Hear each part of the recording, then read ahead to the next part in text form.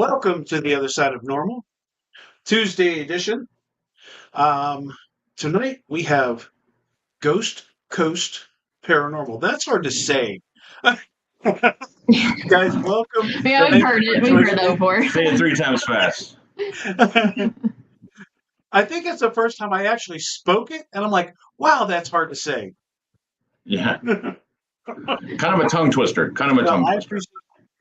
Yeah, absolutely. Well, I appreciate you guys coming on with me. I always start with letting you just tell a little bit about you guys, what you do, where you are, whatever it is that you want to share.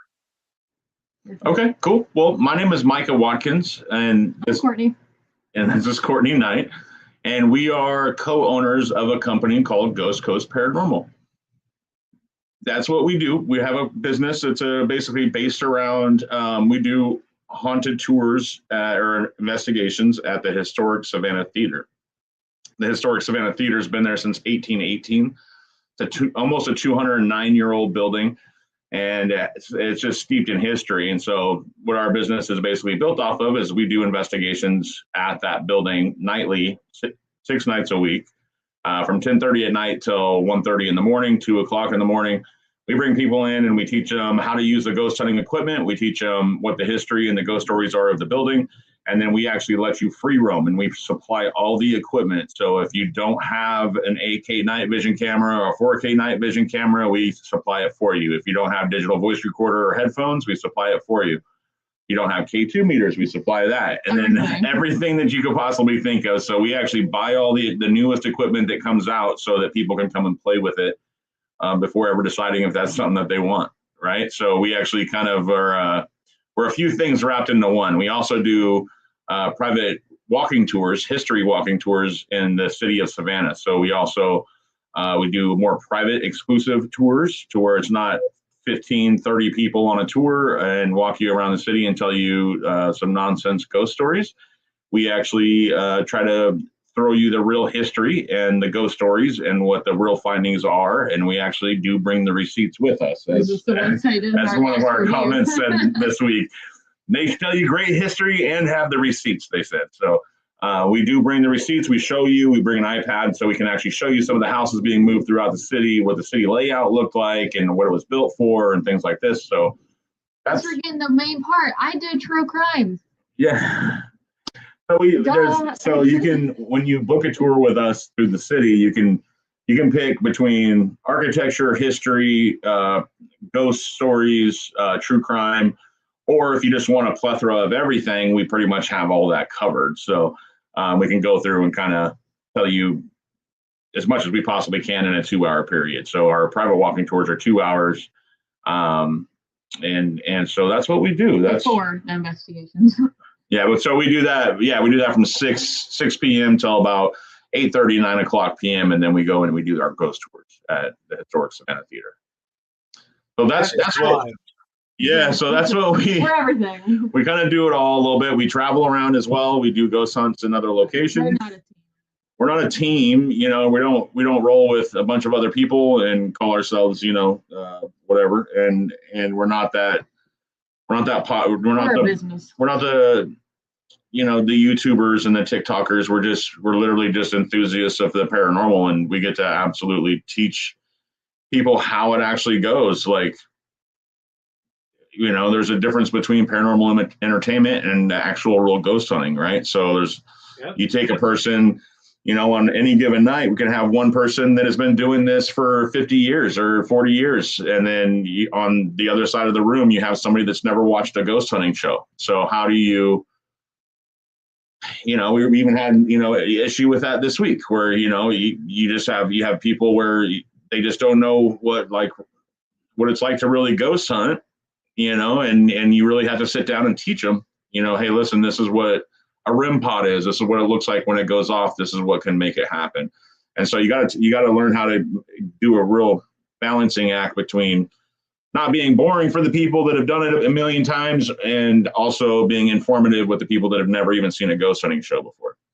So that's a line that we have to walk every night. Of course, we get reviews sometimes that are 4 stars or and they're like, well, hey, we would rather did this or did it this way, or had, groups that rotate around the building. And so it's just years of, I've been doing this for 6 years. So it's just years of finally perfecting a tour where you can have somebody that's an expert and somebody that has no experience whatsoever and have a dope night. That's pretty wild. Yeah. So that's what we do. So how did you get into this? At what point did you be like, this is what I'm going to do? Do you want to go ahead first? Yeah, mine's simple. Mine's simple is I just started as an urbex explorer, and I had some weird stuff happen to me in those buildings. And once I moved here, got closer to Savannah, I found more people that were more into it, to where I wasn't really an outcast. And I got hooked up with this dude right here. That's how we met Paranormal, on a film set of Expedition X. Oh wow!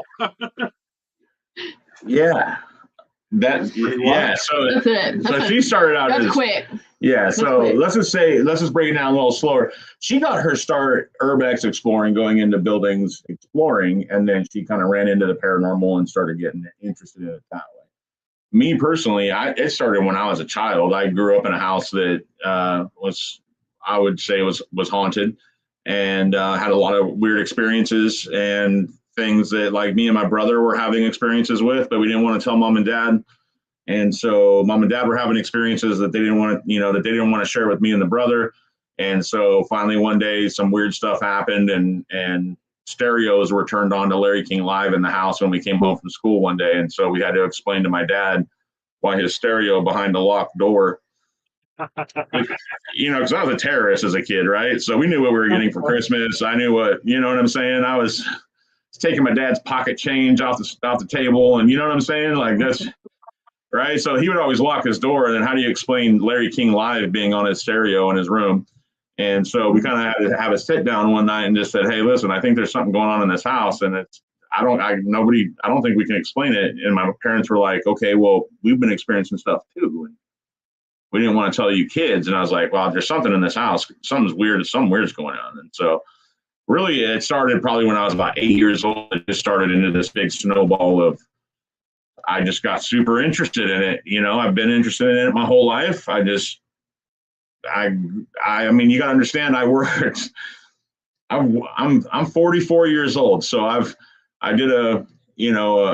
worked, more than a decade in a prison, working for food service. I've been worked in fine dining, and I've worked in nursing, and I've done things all through my life. This has just always been a side hustle, or I wouldn't even say a side hustle. This was just a hobby. And then moving here to Savannah, Georgia, the opportunity's right. Like, if you wanted to be an actor, you can go to Atlanta or LA, right? Those are really the two places that you can go if you're an actor. Yeah. New York, right? New York, LA, and Atlanta are the three biggest cities for acting. When you want to do ghosts, what do you got? You got New Orleans, Savannah, Georgia, St. Augustine, and Charleston, right? So you have a few cities that you can really run tours out of, and I think Savannah still carries the history and the grit.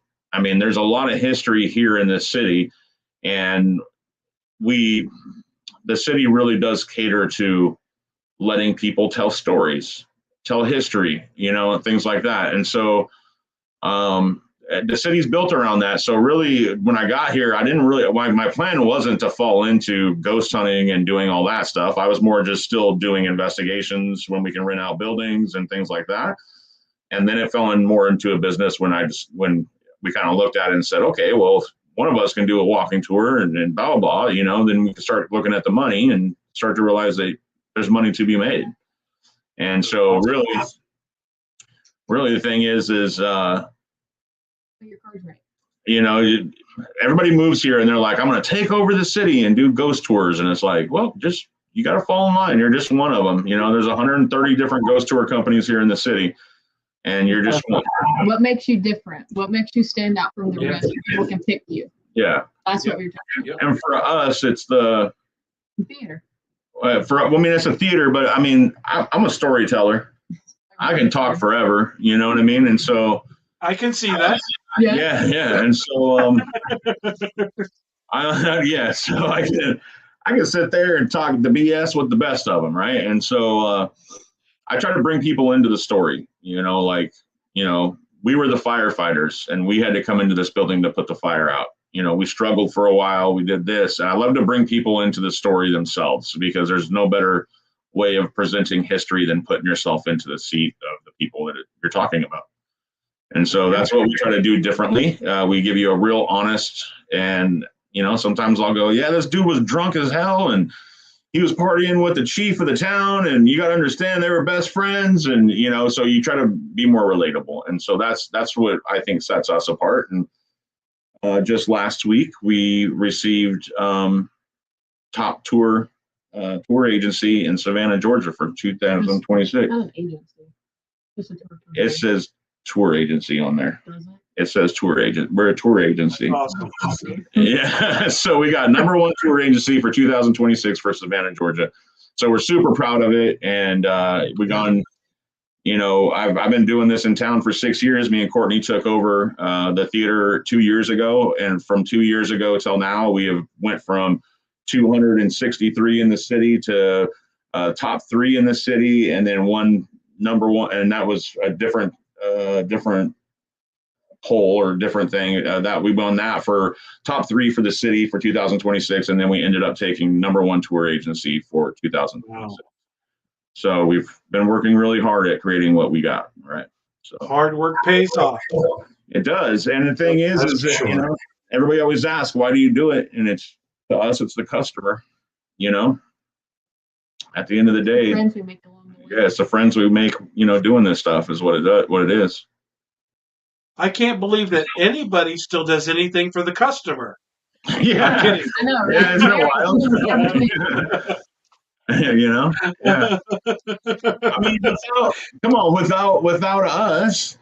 without us people that are curious, they would never open the theater up for exploration. No. You know what I'm saying? Like, they wouldn't do it if it wasn't for people coming and actually. Right. And we tell people 100% of your proceeds go back into making this building run. We don't take your ticket. We don't take a ticket cut. We don't take a ticket price from you. We literally, it doesn't matter if I have 1 person there or 20 people there. We don't get paid that way, right? So to me, it's about the customer. And I think it works. I think it works well that way. More people should think that way, really. Customer service has gone so far downhill over the last 10 to 15 years. It's wild. Customer service doesn't exist I anymore. also was in food service. I was in food service for a very long time, about 25 years. I worked in all of it. I worked in corporate. I worked in healthcare. I worked everywhere. And that was our thing. The food was great, but our customer service was above and beyond great. And that's what made us so popular, right? And now people just don't give a crap. I mean, really. Mm-mm. No. Buy it or don't. I don't care. And I'm like, what? Oh, have you ever been down here to the south? You ever been down to the south, bro? Try going anywhere in the south, bro, and try for some good customer service. It doesn't exist anymore. It's wild. It's crazy.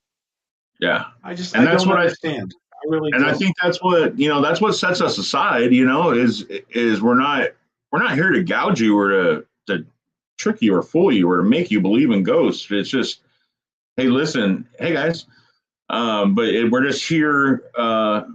We want to be honest as can be. I've had people walk up to me with pictures and they're like, "You think this is a ghost?" And I'm like, "No, I just think it's moisture, and I think that's the reflection off the lamppost, and you're bisecting right here, and this is where you're getting the orb from," And people just go, "Oh shoot," And it's like, well, what do you want me to do? Lie to you and tell you it's a ghost? I don't, So I think just being,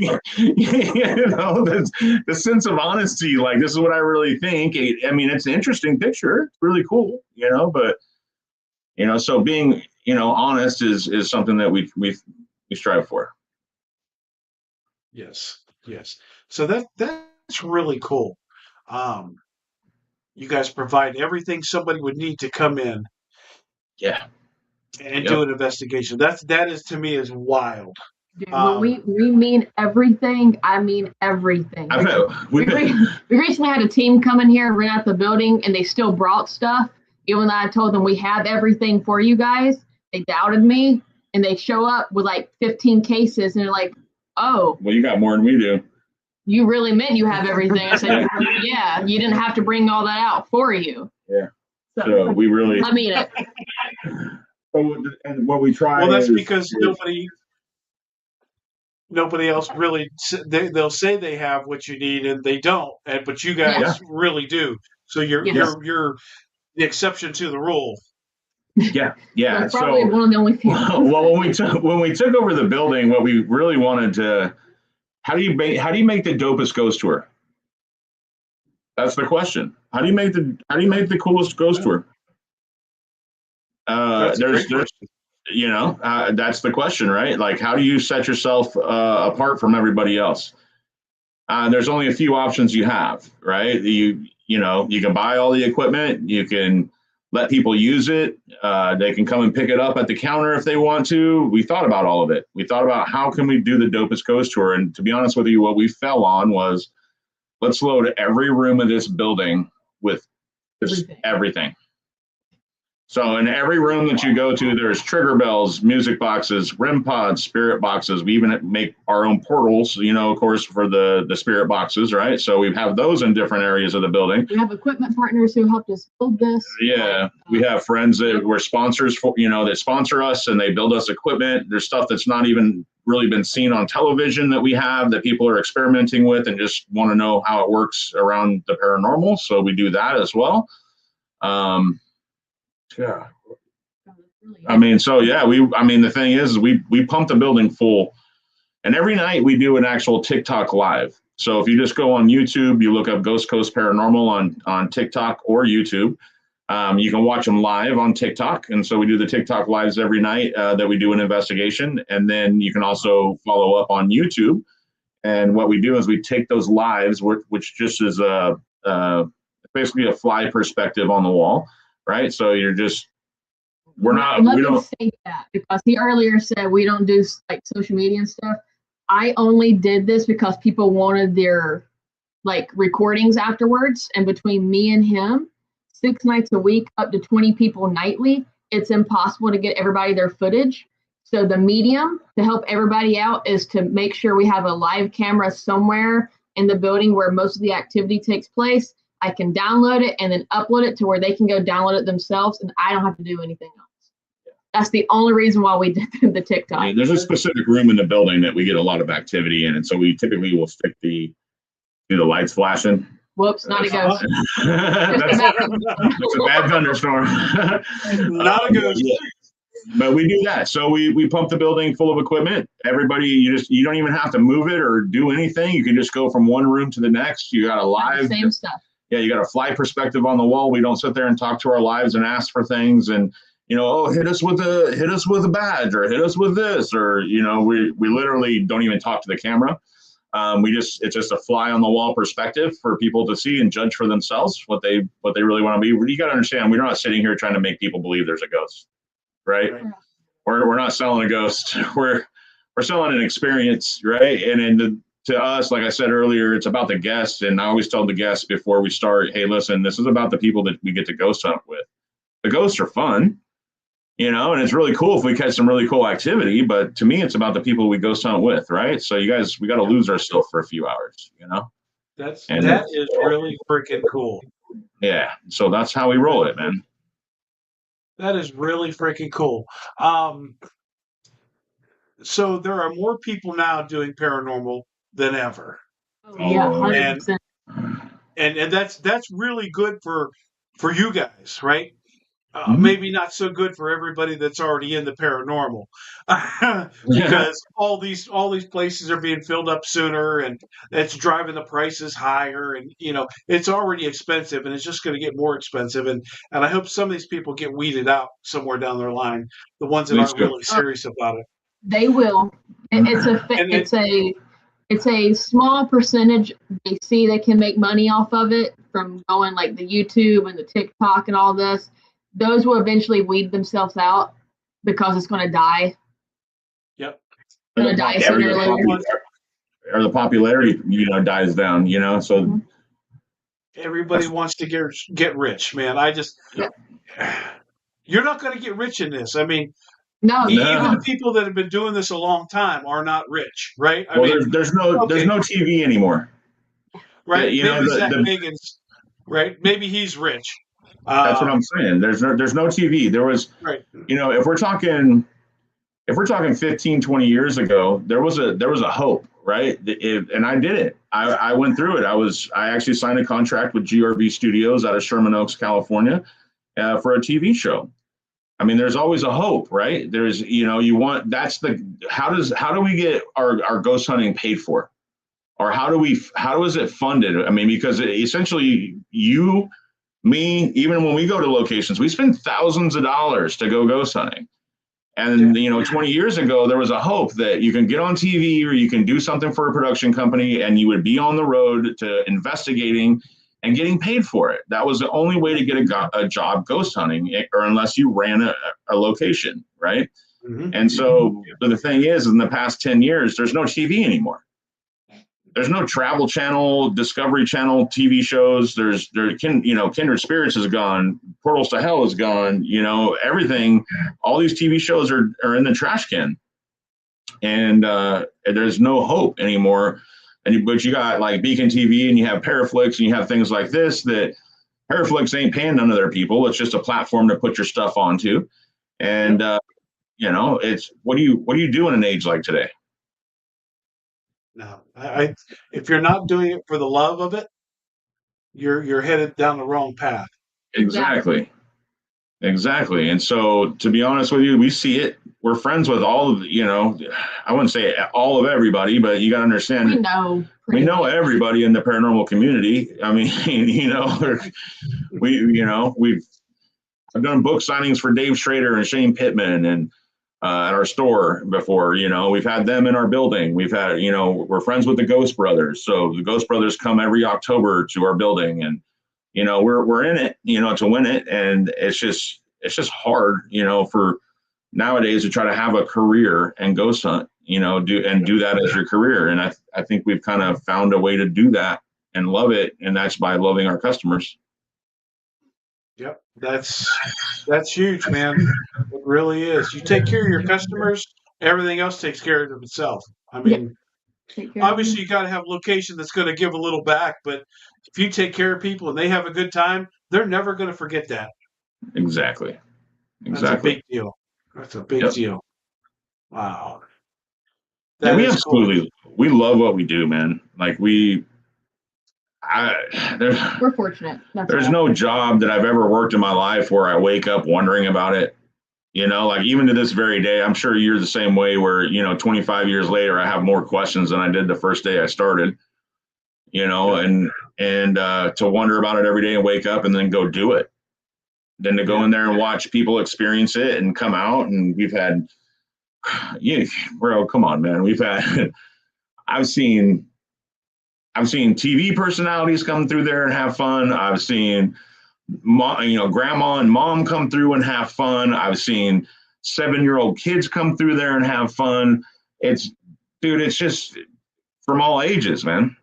It's like going to a Kiss concert. You see everybody from 6 years old to 90 years old having a blast, So to me, that's the cool part, Yes. Wow. Yeah. I'm trying to wrap my head around it because that is just really freaking cool. My thing is, so you do it 6 days a week. How do you have time to do anything else? We don't. The only reason why we're here tonight is because the theater that we do the investigations for asked us to shut down because they have a new show starting and they need the final night to practice. Because we run it from their schedule. If they need a night shutdown, we have to abide by it. It's their building. It's not ours. So they're doing Les Mis, and they open up a new showing Thursday. So they need the last couple of nights to practice, and they told us to shut down tonight. And so we did. And this is why we're here. I said, threaten me with 3 days off. What? Because we're technically closed on Mondays. Yeah. Hey, So date night or whatever it's going to be Monday. Monday's the night you do whatever you're going to do the rest of the week. Mondays when we clean the house. Yard work. Yard work. I mean, you got to think, man. I mean, we don't go to work until 8:00 at night. 8 o'clock at night, typically. Unless we have a walking tour, then we'll show up, of course, at 6 or so. And but from 6 till 3 in the morning, that's our work shift, 6 days a week. That's really cool. That's really cool. It's fun, man. It's a good time, and the paranormal world is crazy, man. Like, I learn something new every day. There's, just like anybody else, we've seen the toxic side, and then we've also seen the side where it does bring people together, right? So, me and Courtney were on a TV show together, and we met on a set of Expedition X, and that brought us together. That brought us into actually knowing who each other was and starting to ghost hunt together. And I hired her for a company that I was working for. And then the rest was kind of history from there. We kind of just, that's it, man. I mean, the thing is it brings, when you ghost hunt with people, you become friends. Yeah, right? No, there's no doubt about it. So me and you never shaking hands in our life, meet up at a ghost hunt. Probably by the end of this thing, we're going to be like, this is my dude right here. You know what I'm saying? So to me, it's a fun thing that I think a lot of people lose the sight of is really, it's just a thing for us to get together and do something that we're all interested in. I'm trying to knock people down. Yeah. And help each other grow. Yeah. We see a lot of it in the community where people are just, oh, we're better than that team. And it's like, for what? What are you talking about, dude? That's the same questions in the dark. Yeah, it doesn't matter. Exactly. What's your name? Yeah. Do you know you're dead? It's the same. Yeah. There you go. There's nothing that makes a professional ghost hunter any better than a person that's doing it for their first time. We're asking the same questions and we're still curious in the same thing. That's it. And somebody that has never done it before can get more activity than the most seasoned person ever. See it every night. Because you're the yes. All right, so I'll tell you that the first year we started doing this, Deborah and I, we created Verona Ghosts about 3 years ago, and we were with another team that they didn't do enough for us. We wanted to do more, so we started our own team. All of a sudden, we have 10 or 11 people on our team. Mm-hmm. We're going everywhere. We did 44 investigations the first year. Never the same group of people, but we were just go. Hammer them out. Yeah. And on top of the 44, we did Paracons. We did guest speakers at different breweries and stuff in the area. I mean, we were on the go all the time. And we had an absolute blast. And sprinkled in there was some collaborations with some people that we met. So that was pretty cool. Then the next year we did, I don't know, we did a few more and we did more collaborations. Well, we got to 2026 and our group numbers started dwindling. Mm-hmm. Like, well, this person doesn't like to pay and this person never shows up and this person isn't dependable and this person always has to work. And so like we scrapped the group and it was down to really 3 of us, me, Deborah, and Mark. Mark's daughter is now with us. She's still a college student, but she's with us. And we have some people that were with us part-time. But 2026 is all a bit about collabs. 33 investigations this year. I set up one of them. So the other 32 were set up by other teams that invited us to go with them. Mm-hmm. And I'll tell you what, we have learned so much this year by going out with different people. And we have friends that are going to last for the rest of our lives. For the best damn people. Yeah. And to me, people with these big groups are silly. Yeah. Break it down and let other groups help you get through these big places to pay the big money. Break it down. And, man, you're going to go to a lot better places that you really want to go. Yep. And you're going to meet some incredible people. Yeah, get you a team of 10 to go rent out a building. That's $100 a person, or whatever it might be, $130 a person, or whatever. At the end of the month. I mean, that's what we do as well. I mean, there's a lot of times that we get people that are. One time we went to an investigation and we showed up to the Airbnb not knowing what was going on really, and it was like 12 of our customers. They all had gotten together. They all got together behind our backs and said, "Hey, listen, we're going to bring them out here." And we're going to have a good time. And then that's what it was. And now we all go ghost hunting together just as friends. We're not a team. We're just friends going out ghost hunting is really essentially what it's become. And that's, to me, that's what it's about. And you made a good point, dude. We can learn so much from each other. And I think that's where Paraunity is based. Like I'm sure we've all heard it, right? Paraunity. And I've heard this from the year of 2003. Right, we're pure at Paraunity, and I actually heard it from an Englander first. He was actually from England, and he was like, "What do you believe in the Paraunity?" And I was like, "What are you talking about?" And I'd never heard the term before, and he explained to me what it was, and I was like, "Well, yeah, that sounds fantastic. Everybody getting together, trying to figure out the one problem. Yeah, try that. Sit 15 teams in a room and try to figure something out. I'll tell you what you're going to get is a bunch of people arguing and bullshitting, right? And it's just how it is." Right. Yep. And so you really, to me, the thing with teams is that there's usually a foundation, 2 to 3 to 4 to 5 people that are really into it. You're always going to have people join, and it can raise up to 15, 20 people. But the thing is that starts weeding out when they start to realize that ghost hunting is boring. Yep. It really can be. It's expensive. And it's expensive, right? So when the people start to sit down in a building for 12 hours out of a night, and they're like, I didn't get shiza, right? And then we go home, and on the whole way home, we thought we got nothing, right? And then we just find that one little thing in our digital voice recorder, or we find that one little thing on the camera, and we're like, got it. That's what it's for. You know what I'm saying? So that, to me, it's like, some people don't have the patience for it. Some people don't really know. They watch all the TV shows and they go, oh yeah, this is ghost hunting. You're going to see stuff all the time. It's going to be crazy. I'm going to be running around with my friends and like chickens with our heads cut off. And it's really not.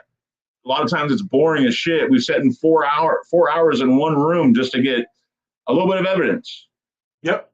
Or nothing at all. Right. So what we try to do is be honest with people. Hey, listen, you guys, it might be boring tonight. I don't know. I can't guarantee anything. I can tell you what happened last night. I can tell you what happened the night before, but I can't tell you what's going to happen tonight. It can be completely dead. No pun intended. Yep. And that's how you start a tour. Right. And so, yeah, dude, you really hit the nail on the head when you also said, dude, that you go around and you were learning about what different teams do. Yeah. To me, that's what makes a good investigator, right? If we go out and hang out with these folks and we see some of the things they do, I'm going to use that on an investigation that I go to next time. And I'm not fighting off their style. It's just something that I never had thought of, but it's a good idea. And you should take credit that that's a good idea. And if I use it, don't get upset about it. Just know that I saw it from you. Yep. Right. I think that's where a lot of people get twisted up, is they're like, oh, he's doing the same stuff we are. Well, duh. We're trying to find the best way to figure out what this stuff is, you know? Yeah. And so you going around and investigating with 33 different teams in a year, you're going to come back with some knowledge, bro. You're studying, you're learning, you're taking class, you know? That's what it's all about. Yeah. Let's see. Hi, Michelle.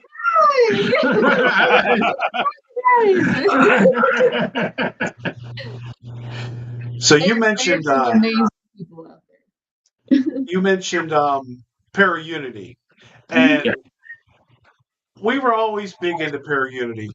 Mm-hmm. And then over the last couple of years, there's all this drama and all this crap. Where, like you said, this team's better than that team, and that team sucks, and so on and so forth. So we started this little thing called Para-Respect, because that is the baseline, the very bottom of what you should be doing. Yeah. You go in and you respect the place, you respect the spirits, you respect the people around you, the people that operate the place, and then you respect everybody else.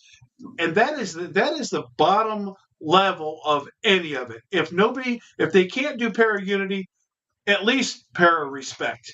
Mm-hmm. And if you don't like me, cool. You're allowed to not like me, but just don't waste your time talking about me, right? Yeah. Para respect the community, and that's been our movement this year. Is just respect everybody, and if you don't like somebody, move on. Just go.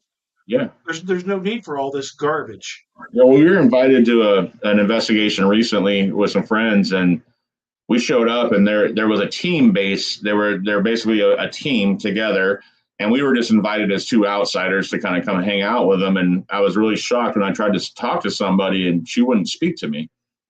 And I was just like, well, hey, I was just joking around. I was trying to figure out, and she still wouldn't talk to me. And when you have people like that say that they don't think you should be there, or that it was their thing, and I was just invited, and you don't speak to me or you don't talk to me, I'm done with the investigation. That ruined my whole night, So when people like get into it while they're out on these investigations with other people in buildings, like, yes, there needs to be a respect, for sure. Hey, I can learn something from you. You can learn something from me, but we ran into it. I've literally one night I walked out of the house. I was like, I'm done. I'm over it. I don't even want to be here anymore. Yeah, no, it's like I'm over it. I'm good. I'm not no disrespect and whatnot, but I just can't go in there and happily investigate anymore. It ruins everyone's mood that's there. Yeah, no one's respectful. Yep, and so I think that's refreshing having something that we call para respect, at least something that we're all here, we're all like trying to achieve the same goal. I don't know why you're upset with people, and it kind of falls down to I was going to say this earlier is when you get big teams together, 15, 20 people, you're dealing with so many different attitudes and so many different people's opinions and whatnot, and then it seems to always become a clash, and so. Recently we've decided that we don't have a team. We're just two people that investigate, and that's just what we like to do, Yeah. Yeah. Well, the other thing we tell our people is, leave your attitude at the door. We're going in there. We all have the same goal. Mm-hmm. Leave all the baggage outside. Let's go do what we got to do. This is supposed to be fun. Yes, we're searching for answers, but damn, it's supposed to be fun. And when you're doing it to where like say when you have a team like that and you finally get that, the Waverly Hills rented out, you have a plan, right? You got to get in there and get set up within an hour and a half, right? So you got 8 cameras that you got to put up at a different ports of this building. If you got to roll cord out, or if you have a Wi-Fi connector, or you got to bring a router, you got to get all this stuff set up so it's really like a job. Really, everybody has stuff to do when you go in there. Somebody's got to set up home base. You got to set the TVs up. You got to get cameras up. You got to get this up, and then we can investigate. And then that's I think with nowadays when we go into locations, we're just like, I got a camera, I got a recorder, let's go. You know what I mean? And it's just that's it. I don't want to have to set up the whole building anymore. I don't want to have to do that because that always created problems and issues too. We're not doing this fast enough. We're not doing this and that. It's always something, and so to be honest with you, I really we just stay to ourselves and then, meet great people like the person that just commented here just a minute ago. And we go ghost hunting with those folks, people that come on our tours and we become friends with, we go out with them nowadays, Yep. And I think that's a big part of this is there's so many cool freaking people from, I can't even tell you that some of the guys that we investigate with, they're engineers. One guy builds freaking trains, right? I make beer. Somebody else might be a doctor or a nurse. There's people from every profession you could think of doing this. Yeah. And it's really freaking cool to find out what somebody does and how they look at things. Mm-hmm. I think that's what's cool. I think that's what's cool about the Paracons. Yeah, there really isn't. And I think that's what's cool about the Paracons. We've been hitting a lot of the Paracons in the past couple of years, and we sit there. I had a guy walk up to my table one day, and then he goes, "So have you been thinking about because I just told him, hey, we run a tour, in Savannah, Georgia. If you're ever down in Savannah, come see us." And handed him our card and stuff. And I could tell he was kind of on the spectrum, and I click with people that are kind of on a spectrum. I don't know why. I might be there too, but me and him started kind of hitting off a conversation, and he goes, yeah, he goes, have you ever thought about technology in the future for ghost hunting? And I was like, I don't know. It sounds like you're trying to pitch me something. What do you got? And he goes, man, I created a ghost hunting program for the Oculus. And I was like, what?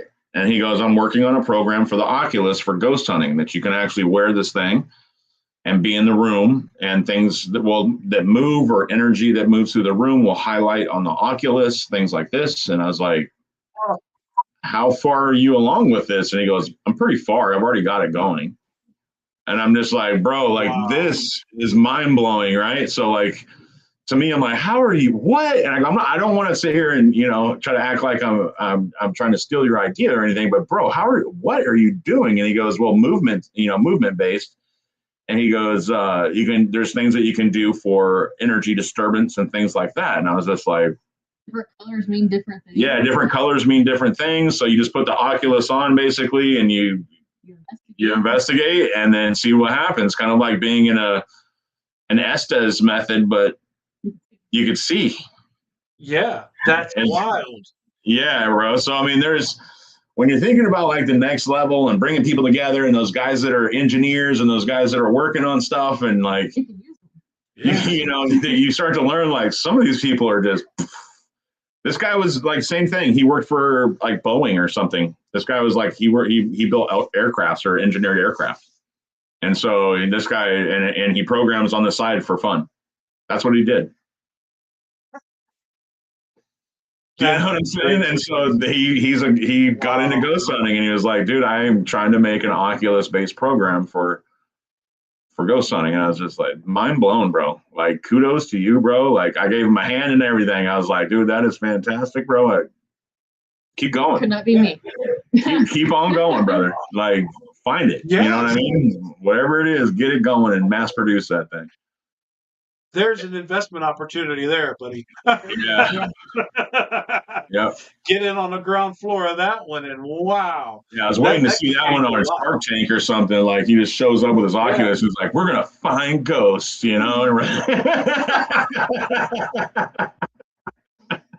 Half of them would be like, nope, I'm out. Yeah. But dude, it's pretty wild, man. So I mean, when you're talking about, dude, that's what our community is. Our community is everybody, bro. It is. And that's what I said earlier. Our community is from 6-7 years old when we can start understanding what some of this stuff is to the time we're 90. We've had 90-year-old women come into our building wanting to ghost hunt. And it's like, let's go, right? So that's crazy. Yeah. The demographic is huge. The demographic is people that work in prisons. It's people that are engineers. It's people that are working concierge services. There's people that work for whatever, and their spare time is thinking about this stuff, and I think that's really cool. Yeah. I think it's really neat. The most innovative thing I ever came up with, and I still don't know how I came up with this.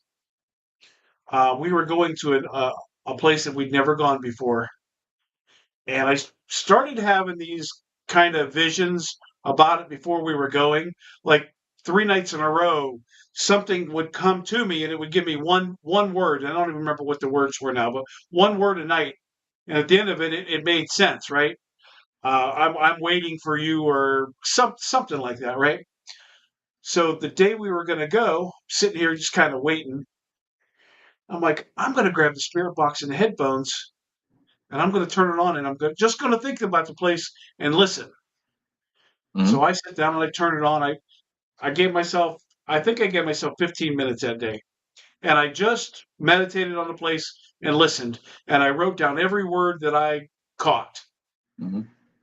And at the end of it, I had a pretty good list of words. I'm like, I don't get that many words when I'm doing an Estes. What's going on? Maybe, whatever. So we get there, and I've got this list of words in my hand. Well, actually on my phone. And I'm talking to the lady that's giving us a tour. She was not one of the owners, but one of the sisters that were just kind of filling in for the night. Mm-hmm. And I said, do any of these names mean anything to you? And really the only name was Molly. because Molly came up about 7 times. And she's like, no, I don't know of any Molly. I'm like, okay. So we're walking through the house, getting a tour, and we went into the kitchen, and there's a little bulletin board, and it says, in memory of Holly. And I just stopped dead in my tracks, and I'm like, Holly. And I went back and I go through my words, and I start reading this list of words, and everywhere I took down the name Molly, it said, say I would say Molly, it would say, no, not my name. Then later it'd say Molly. It'd say, really? And then it'd say Molly, you're not listening. Something, And at the very end of it, again, I wrote down Molly, and it said hot, heavy, hard, and then Molly again. And it's like, done.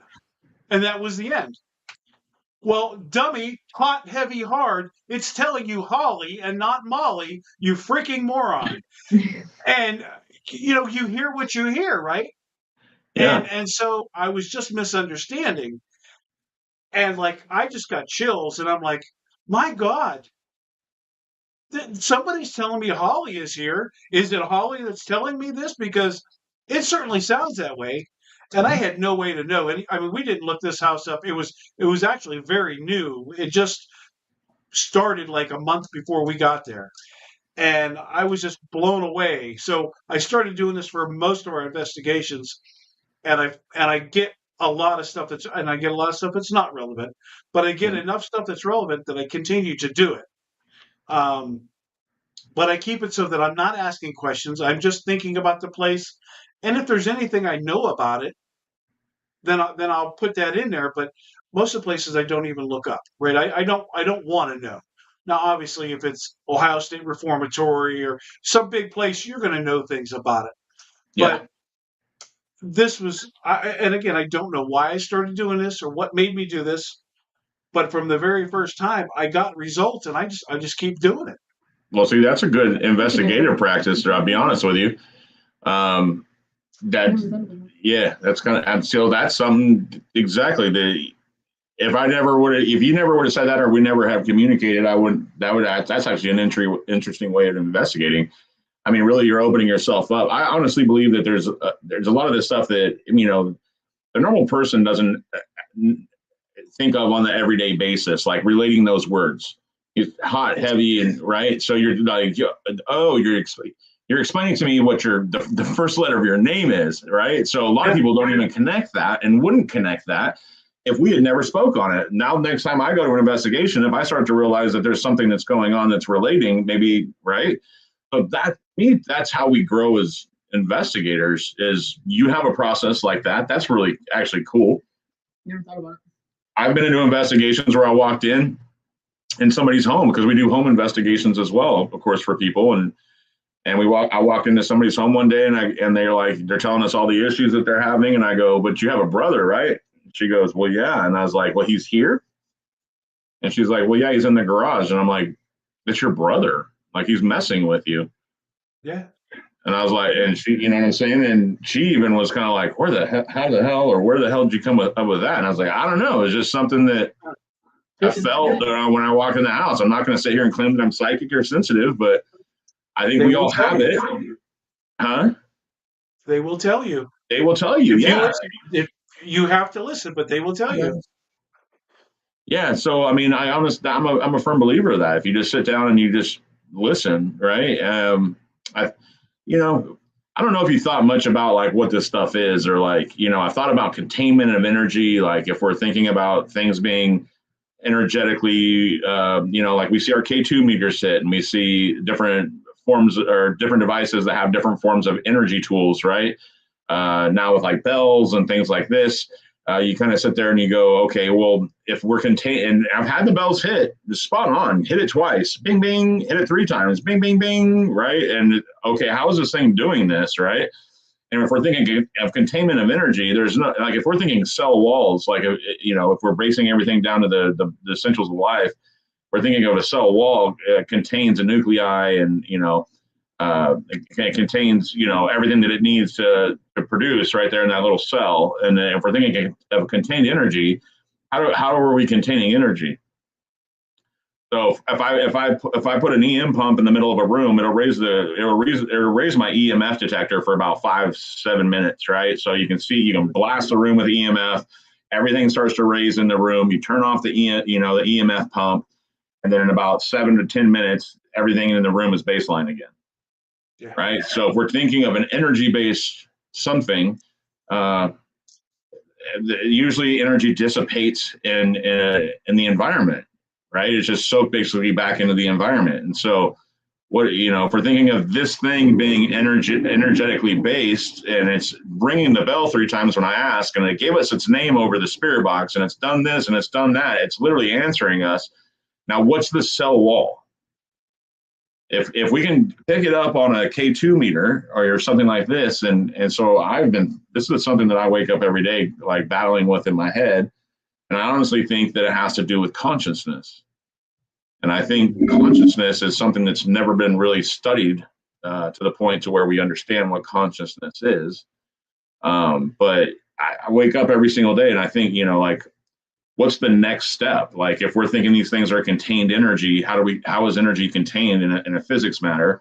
Or if we're dealing with something that doesn't have a body, a cell wall, or something like this, and it's making decisions to touch something, like, what's the next step of thought for what we think this is, right? So that's when we're talking about para-unity. Like, I held a paracon where I just wanted ghost hunters there to let's answer some questions. Like, literally, that's what my paracon was about. Was, hey, let's get every ghost hunter that we possibly can, the Bigfoot people, the alien people in here, and let's talk about what this stuff is. And of course, it's hard to bring everybody together like that in a room and have logical answers. Right? Like, we all start going off in la la land about what this could possibly be, when really at the end of the day, how is energy contained and what is consciousness?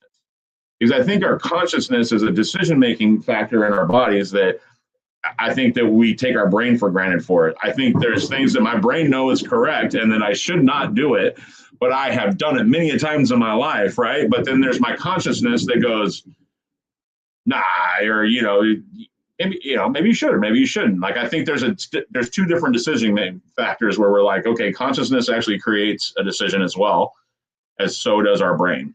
Our brain is like reactive, it's reactive. But if you come and punch me in the face, the first thing I do is grab my face, or I fight back, or it's either fight or flight, right? And then I think with consciousness, it's more of a methodical thought process. Does that make sense? Yep. Do you know what I'm saying? So I think our brain is an animalistic thing that controls everything we do. We breathe, we blink, we move our lips, we use our muscles. That, I think it's controlling that. But there's never been a full study done on consciousness. I think somebody in the late 70s. Yeah, that sounds spooky outside. Did you hear the lightning? It's getting spooky out here. The people that are watching probably don't know that it's storming there. Man, it sounds like a growl. Yeah.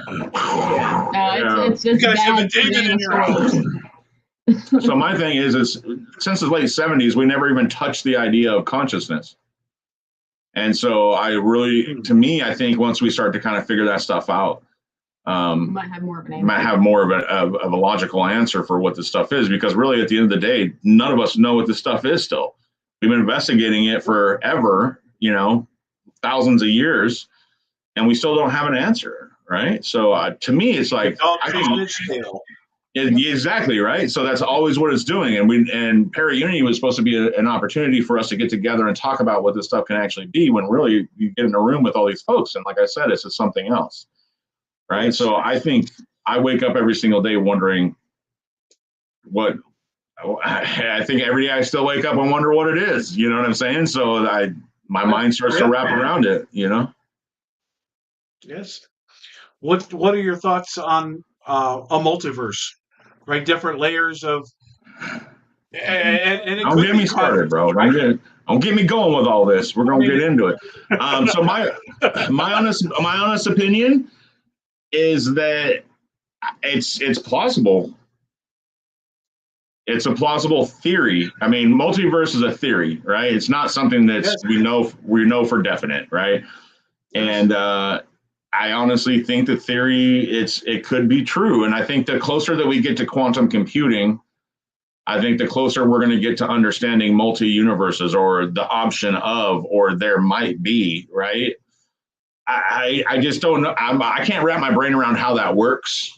You know what I mean? Like, I understand that there's string theory and that there's multiple universes next to each other or multiple dimensions that are next to each other. That's easier for my brain to understand because it's linear.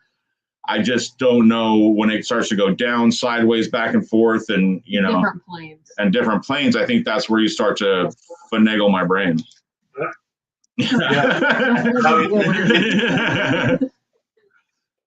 So I think that's just. I think once it becomes more of a common thing, like maybe in 10, 15 years, when people go, oh yeah, we've been firing up these, these computers that are figuring out multiverses and universes that might exist. With AI, we're getting closer and closer. I mean, this shit's possible, dude. I mean, are we talking to something that's dead, or are we talking to something that's in a different dimension? Right. We've asked. We know. I do this on a nightly basis. I've literally walked into our dressing room and go, "Are you an interdimensional being?" Right? Or and it says stupid. Somebody that is dead and in a different dimension. Right. Right. So yeah. There's you could be in a building that has multiple spirits, but those spirits never interact with each other because they don't know they're there. Yep. So they're on a different timeline as well. It's just how many spirits are here? And you get this number that says 5, and this number says 7. 7, yeah, and then this one says 9. Yeah. Can somebody not count, or are there just that many spirits on different planets? No, dude. I think with our at least with what we in our building, we've asked, can you see each other? And then like when we're interacting with what we believe to be one spirit, you say, hey, listen, can you see the other ones? And they say no. And you're like, okay, you can't see the other ones in the building. No. Well, how many of us are in the building? And it says 8, and there'll be 8 of us sitting there. Yep. I'll be like, but you can't see the other ones like you. No. Right. So then there's other nights where we have something interacting and you're like, can you see the other ones? And they're like, Ben, Steven? And you're like, yeah, those ones. Can you see them? Yes. Yeah. So you're right, dude. Is it? Yeah. And that'll blow somebody's mind, Yeah, absolutely. Absolutely. Because I mean, if you're looking at quantum computing, we're used to ones and zeros. And if you take every one of those ones and zeros and turn them into a 4-dimensional pattern, that's what quantum computing is. Yep. Right. So I don't know, man. I don't know. That's the question. That's the question. That's $1 million question. And that's why we do this. Yeah. And we have a great place, dude. And I don't think I really hit too hard on it earlier. The theater that we run, like I said, is 209 years old. I mean, you've got all the famous actors that were somebody back in the day in the early mid 1800s, late 1800s, mid 1900s, and early 1900s. We've had everybody from the Booths to the Barrymores to Oscar Wilde, Julia Marlowe, Lillian Russell, Flo Ziegfeld, Will Rogers. I mean, you name it, they were there. I mean, we even had a gentleman named Charles Coburn that has done 70 movies in his career and became as a huge star back in the day. And he actually worked there, right? And so we have a lot of cool history and stuff. I mean, that building has seen the Civil War. That building outlives the Donner Party. You know what I mean? It outdates toilet paper. Like, that building to me is a great experiment ground. It's a great place to experiment. And there just aren't a lot of buildings that have been around that long anymore. No, and it's still an active theater. Like Courtney said, we had to take a couple days off just because they're practicing and doing their thing, right? So they're still 100% performing. It's the longest active theater in the United States. That is wild. Yeah, man. So there's just a ton of stuff to go through. There's layers that you can peel back in that building that you're just like, okay, are you part of the Yamakra? Are you the Native American tribe that was here? And then we have stuff hit.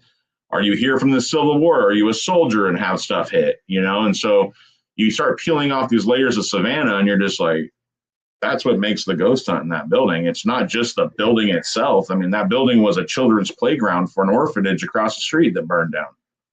Right. So you have all this wild stuff right there in one block facility, you know? That's amazing. Yeah, man. We love it. It's really cool experience.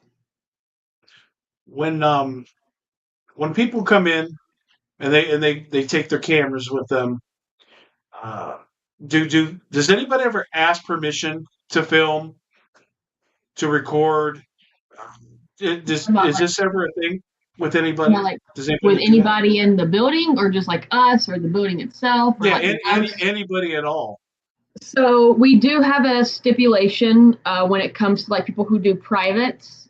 Like if they come in to record specifically, they do have to sign a filming agreement. Other than that, though, the publics are free, like free roam. Everyone is notified that there's a possibility of live cameras. People are recording, taking pictures, and everyone's typically okay with it. We've had nobody say, "Hey, I don't want to be recorded. I don't appreciate that." They're fully aware, and when they do a ticket, they agree to it because you have to click a button. So you have to click a little box that says that you're okay with being recorded and whatnot. And then what we do is, I actually mean like asking the spirits, is it okay to record? No, we've never had anybody do that, to be honest. They're all actors and performers. They thrive on that. They like having that. You never get somebody that doesn't have any audio and just has video, or doesn't have a video and only has audio? Stuff like that ever happen? Yes. Oh, yeah. Oh, yeah. We've had that happen. We used to go often to places, and we would just go set up cameras, and I'd walk through the house, and I'd introduce myself and my team, and, hey, we want to hang out with you. We want to interact with you and learn your story and go through the whole 9 yards. And I'd get home, and I had 3 cameras, and 2 of them had no audio, and the other one had no video. And this happened several times. And somebody says to me, "You didn't ask permission to record." And I'm like, what? And since that day, knock on wood, I ask every time, and not once have I had an issue with it. Interesting. You go when you're going into somebody's house, right? You want to be respectful and say, "Hey, is it okay? Can I use your restroom? Whatever." Yeah. And I think you were invited here. Is it okay if I do this? Yes. And so this person really made me think about this, and I'm like, no, I didn't. And would I want somebody to come in my house and just film me? Yeah. Yeah. And so we started doing this, and I tell you, it solved all my camera issues. And it could just be that it's happenstance, and it just works out like this. It's happened. But I'll tell you, we go in, and we always try to be respectful to begin with, but you can forget something and still be respectful, right? So since that day, no more issues with recording. That's interesting. I might have to. We might have to try it, experiment with it, and see what we can get. I was thinking over here that you meant like, have you had any EVPs to where, of course, they popped up on the camera and then pop up on the voice recording? That's what I was thinking about too. No, you get those things. Where you get something that correlates. No, like doesn't. Like one recorder picks up one, but the other one didn't. Oh, that's happened. Yeah. Anytime. That's what I was thinking about. Yeah. No, it just hit me that, so that's a public, or not a public place, but it's a place that the public can go to. Mm-hmm. And you're right. Them being actors, maybe they don't care there, or they're like, yes, please, film me. This is what I was about. Yeah. But I find that a lot of these places we go to, I was just having so many problems getting video and audio on my cameras. And this guy just said to me, "Did you ask for permission?" And it just hit me like a ton of bricks. I'm like, "You freaking idiot. No, I didn't." Mm-hmm. So, we do. We try to be as respectful as we can. We're here to spend the evening with you. We have permission to be here. I would like your permission to record, to talk to you, whatever. And I feel like we get better results when we cover more of it than saying just, they're going to let us do anything we want here. Well, I think it works when you're more human, right? With whatever these things are, right? Like I think that's just part of being human, which I think a lot of people nowadays forget to Yep. be as a human, and they forget how to interact with people face to face because they're not on a phone or there's not 5 seconds of a clip. But I do think that, and yeah. So, all right. So when we bring people into the building, you gotta understand some of these people, they're not ghost hunters. They're just somebody. They've never done it before. Yeah. No, they've never done it before. They're just looking for an experience. And so what we try to do is not only do we send you out by yourselves, because when we go out, you, me, Courtney, right? When we go out, ain't nobody there walking us by the hand and going investigating, right? So I do want them to experience what it's really like to investigate a building where you have to go explore it, right? And so that's part of the experience. But what we try to do is we bring them back to the dressing room and we try to teach people like, and it's not about me saying, hey guys, you need to do this. But what I do when people walk into the room is I'll go, hey guys, my name is Micah. I don't mean you guys any harm or disrespect. We're just here to communicate. There's things in this room that can hit. You can touch the red light. You may not know what that's called, but it's a light, right? You can see the little red light. It's not a candle. It won't burn you. There's a bell over here that you can touch and it'll go off, right? So we have all this stuff set up. And I think what I try to teach people by doing. Yes. And then you start to see people go, well, my name's, Jennifer, right? And then you're like, oh, okay, perfect. That's okay. Introduce yourself, right? That's what I try to do every time I enter a room is introduce myself. I try to get on some sort of level. So did you guys perform here? Of course, if there's nothing, right? Then are you a male or are you a female, right? And then we start to kind of dwindle it down, right? And then, we appreciate you guys hitting that bell, right? I think some people forget to say thank you. Please and thank you, right? And even I forget to say please and thank you sometimes, but it's like, would you please touch that bell for me? Thank you for touching that bell. I appreciate it. Would you mind hitting the red light next to it? Then that goes off. Well, I appreciate you for hitting that. That makes us happy. I'm glad that we can communicate, right? And stuff like that. I think being human, a lot of us forget because we're just talking to something that's not there. But you know what? If I pass someday, I don't want to stand those things in the face and go, I was an asshole to you. I'm sorry. You know what I'm saying? So I worked in a prison for many years. I don't ever want to face an inmate where I was like, oh, I was a straight asshole to this guy. And now here he is in my doctor's office, right? So I think I've always kind of gone with it with the attitude that I might see this thing one day. Yes. And I think that's a real possibility. Yeah. And I don't want to be an asshole. So I'm going to put this comment up there, and I just want to see what your reaction to this comment is.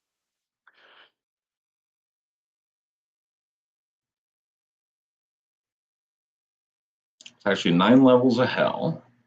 That's a little FYI. And the levels of the planes are around 12. With astral planes being the last level. So basically within the 9 levels, there's 12 levels. Is that what the person's saying? I think the 9 levels of hell are just for hell. Okay. So just the hell, and then the levels of planes being around. So there'll be 4 other ones, or 3 other ones, 4 other ones. Oh, I think there's actually 12 other ones. The 9 levels are just hell. Oh, just hell, and then the 12 levels. 12, and that 12th level or first level, depending on which way you're counting, would be astral travel. All right. With that, do we have any documentation of that? That's the thing. We have no way to document any of this. It's all speculation, right? It's what we do. Ghost hunting is just it's an experiment. It's a big experiment. All these planes, we don't have nothing that documents anything. So we're going on speculation. People can believe what they want to believe, but until we have a definite answer, it's all speculation. I think, and that's the reality of it. And so my thing is I love religion.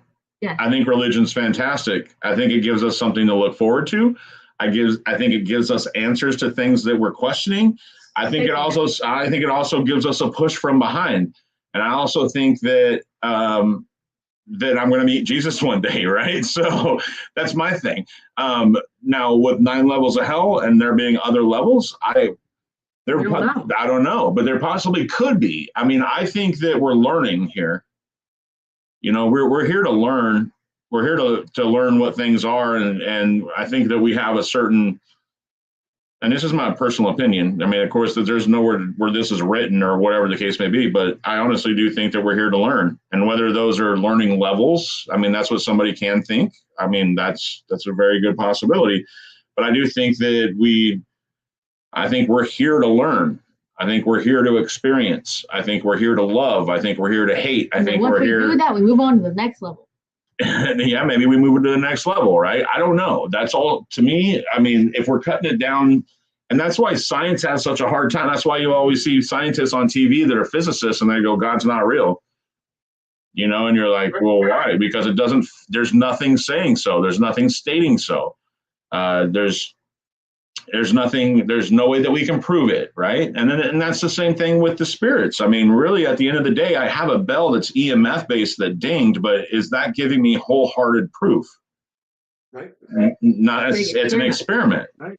Right. So I mean, at the end of the day, how do I prove something that it's just a thought or a belief? I mean, that's the thing that you have. That's what I wake up thinking about, right? Is how does this stuff works, right? And so I've never died and came back. I haven't. I've experienced some weird stuff. When I was a kid, I was in an accident, and I think that when I blacked out, I saw a guardian angel. And ever since then, I decided that I was going to go to church. And then I started going to church when I was a child. And my parents kind of were like, nah, you're going to church. And they weren't very churchy at all. And I started going to church for myself and became a Christian, right? And so, over the years, I've learned that I don't have to go into a church pew to be religious, right? And so I believe my own thing. And I do believe in Jesus and a higher power and God and everything else. And so I don't know. It's a really interesting idea. But just for, and no hate to the person that posted that, but I mean to say there's 9 levels of hell, FYI. So for my information, there's 9 levels of hell. I have no clue of that. There's nothing stating that there's 9 levels. I'm sorry, I'm sitting here tapping the table. If we're going by a Bible or something like that, it doesn't tell me about the 9 levels, right? It tells me that that's where they are. They're here. The earth is their domain, right? Anything that's not of God doesn't go to heaven, right? So I mean, it just all depends on belief, right? So trust me, my mind can expand to it because I think about stuff like this all day long. And I've thought about levels. Yeah, it bothers me. And I think about levels of hell or levels of heaven. And I think that, to be honest with you, I mean, one of my thoughts is that we're here to learn until we become a higher being. We come back to earth more and more and more and more until we learn what we're supposed to about how to be a soul, about how to be a person, and we learn all the things that we could possibly learn, and then we become something like an angel or something like this, right? I don't know. That's just a thought, right? And so, and that's a hard one to say because you're putting definite behind it when you say there's 9 levels of hell, FYI. That's a definite. Just for your information, I'm telling you that there's 9 levels of hell. Okay, you can say that all day long, and then there's 12 other. I get that that's a belief, but I can't. If we have a definite answer, everything's an experiment. Yeah, everything's an experiment until.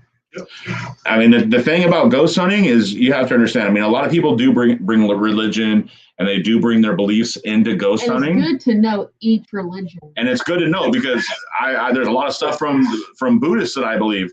There's a lot of stuff from Hindu. When I say we come back, that's a Hindu thing. That's reincarnation, right? And so when we're thinking about, there's a lot of stuff that I can ride with. You know what I mean? And if some of that does feed into the paranormal. And I think a lot of people, when they walk into a ghost hunt, they bring a lot of their religious beliefs and aspects with them, or the thought process, and it might not even be religious. It could just be their thought process. And then when you sit down in a building, I honestly think that it should be, like you said, there should be a baseline, a paranormal respect. Like, hey, listen, we're here to communicate with you. We have these devices that aren't going to hurt you, and then get your baseline. It would be fantastic to sit down and ask a spirit, hey, are there different levels to hell? Can you tell me if there's different levels of hell? Can you tell me if there's 12 levels to heaven, right? Or something like that. Like, to me, that would be an interesting investigation. Yeah. So, I mean, I think that's where my mind sits behind it. It's just to me, it's a belief. It might be something that somebody believes, but when putting a definite behind it, like, just FYI, it's not a definite. Religion's not definite. Life after death is not definite. What we're doing is not definite. Just because I believe something doesn't make it true, right? So we may be, I don't know. I mean, and I tell this to people all the time, is I don't know what we're messing with. No, that's exactly. I don't know what you're messing with. I don't know if these are people that are dead. I don't know if these are what we call demons. I don't know if this could be my family member or something completely different. It's just saying it's my family member. Mm-hmm. I don't even know if these people were ever alive. Right. So at the end of the day, I think ghost hunts should be treated from a ground zero, from a base point. Can you touch that? Right. Okay. So now we can communicate. Right. Okay. So we're going to use that as a yes. There should be like a baseline, like you said, a baseline thing that we should all go with without just jumping in and going, hey, are you from the 7th level of hell? Do you see what I'm saying? Yes. That's kind of where I'm at with that. It's like it's a great idea, and I'm not here to knock anybody's idea or the way that things might be after death. But at this point in time in history and in life, there's no proof of life after death. So you said that religion gives you a lot of answers. I think that religion also gives you way more questions than it gives you answers. Yeah. Because every religion is based upon the same ideals, but they all go in a different direction. Mm-hmm. And it's up to you to decide which path you're going to take. Yep. Mm-hmm. So all these answers that are given to you, there's way more questions, and you have to figure your way through this. Yes. And some people are better at figuring their way through this than others. Yeah. I'm not on the better side. I've had my stumbles and my falls and my trials and tribulations, and I know that I'm not on the high end of it, right? Mm-hmm. And I find that the questions way outnumber the answers. You just got to figure it out. At the end of the day, is the Bible not just stories? There's stories about who interprets it. Yep. You can find so many different meanings in one book of the Bible. It doesn't matter which book it is. You can read any passage in the Bible, and 10 different people are going to interpret it 10 different ways. Yep. Right. Even King James, that took the original, Hebrew Bible and then makes it into something that we can read in English, of course, probably wasn't translated the correct way, which we're finding out probably isn't the answer. Right. And so I mean, can we believe everything in a book? I don't know. But I tell you what it does for me personally is it gives me something to look forward to. Yes. After death. Right. Like, and I think that is the entire goal of the Bible, is to give somebody a goal, something to believe in. There are people that tell me, well, a purpose to keep on living, because there's days where there's days where I woke up and I was like, why am I alive? There's literally times where I didn't want to live anymore. Right. And really the only thing that kept me going was myself. Let's be honest, right? Like, I had to pull myself up from the bootstraps and not become an addict anymore. I had to pull myself up from the bootstraps and do that stuff, right? And at the end of the day, it was me that did it. But Yep. you know, at the end of the day, as well, as do I want to think that I go somewhere else that's beautiful? Of course I do. Do I want to see all my old dogs and everybody that I've loved in life? Yes, of course I do. So to me, that's the belief, right? Wherever they're at in that 12 levels, you know, I want to see them. And so that's my hope, and that's what I want to believe, right? It gives me a little bit to go by every day, you know, like, well, if I kill myself, I mean, can I say it?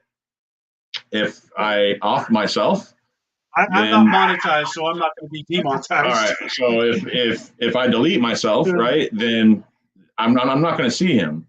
I'm not going to see my dogs. I'm not going to see my family like I'm supposed to. That's my thought, and that's my own thought. And that to me gives me each day to keep going. Hello. Cindy said hello. Yeah.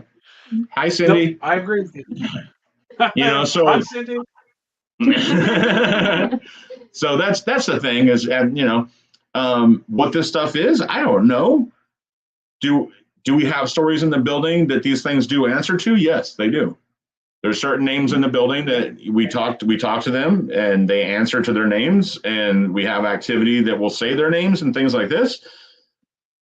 But do I wholeheartedly know? No, I don't. I can't see it or touch it. It's not tangible. You know, it's something that's really interesting to me. It's really neat, you know, because it's not supposed to happen. All right, so here's a question that I like to ask.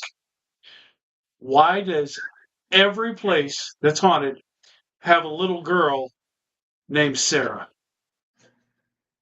Or Mary. Mary's the one that I find all the time. Sarah too. It's just like you're gonna find names of like Elizabeth and or a Betty or something like this. And I honestly, to be honest with you, like back in the day, there were so many common names, bro. Like you were either a William, a Christopher, a John, or a something, right? So like if I look back through my family history, my whole family's Williams, bro. Dating back to the 1500s. Dude, everybody in my family was named William, and just so happens that my mom and dad named me William, right? And so, yeah, that's why I go by Micah, is because I go by my middle name, right? And so, yeah, you know, maybe Mary or Sarah just was the name. It was a name, you know, that just it circulated quite a bit. Like, yeah, I mean, but I can say we don't have one of those. We don't have a Sarah. We don't have a Sarah. We have a little. We have a little girl named Emily or Amelia. Amelia. Okay. We don't know if it's Emily or Amelia, but she's from the orphanage. Yeah, I believe she's from the orphanage because the theater where it sits used to be a playground, and it's where all the kids used to play from the orphanage, and they were actually burned up in the orphanage in 1796. And so a lot of people believe that they come over to still play in the. You have other kids. Yeah. So I'll tell you, we're talking about family names, you know, John and Martha and all these common names. Yeah. My grandfather side of the family, they had a rather unique name that was both a first and a middle name for many of them. And I will pretty much guarantee you've never heard this name before. The name is Medad, Medad. No. My grandfather's middle name was Medad, Howard Medad Crittenden. His father, I believe, his first name was Medad, and many generations before was Medad. Was it ever a last name? Was it ever a surname? I do not believe so. We traced it back. Well, my mom traced it back pretty far. Pretty far, because typically a lot of times names will come from like Drew Barrymore. Drew Barrymore comes from her grandma's name, and her grandma's name was Georgina Drew. Right? So they took the last name, made it a first name, Drew Barrymore. Right? Sorry. And then, so yeah, me dad might have somewhere down the line might have been a surname that filtered into being a middle name. Like my dad's middle name was my grandma's last name. Wow. Does that make sense? So like my dad's grandma's last name was Wade, right? And then my grandma made my dad's name William Wade because she married a Watkins, right? So you got William Wade. So you know what I mean? So that last name became it came back into the middle of the name. Yeah. Yeah. Yeah. Yeah, because I traced my family all the way back to 1500s from Scotland. And dude, I got Henrys and Williams galore in my family. And I don't know, man. Supposedly we were Irish or Scottish indentured servants. That's how we made our way to the United States. So Well, my family were slaves. My middle name is Howard, after my grandfather, and I never liked that middle name until I realized his middle name was Medad, and I'm like, oh, I'll take Howard every day of the week. My grandpa's middle name was Eskel. Eskel. Wow. Yeah, Eskel. I've never heard of that one either. Eskel. Yeah, that's a name from a prominent movie or book that I've read. I feel like. Really? Yeah. Yeah. So dude, names are strange, man. And there's, we had somebody came in recently, their last name was Shoemaker, and I'm like, damn, that's an old ass name. And they're like, why do you say that? And I'm like, because Shoemaker was probably a dude that made shoes back in the village. Did you know that the term shoemaker was actually offensive? If your name was Shoemaker, you're pretty much like trash. Yeah. So names are strange, man. Names are weird. Super weird. But yeah, man. So what did the guy do that his name was Hancock? Foot penis.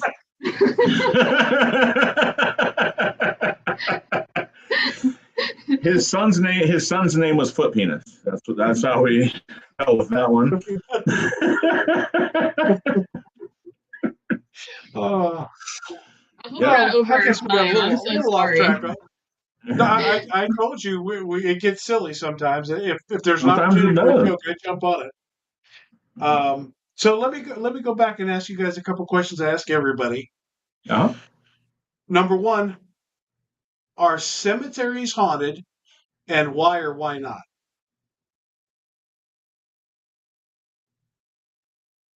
I got an answer. I want to hear your answer first.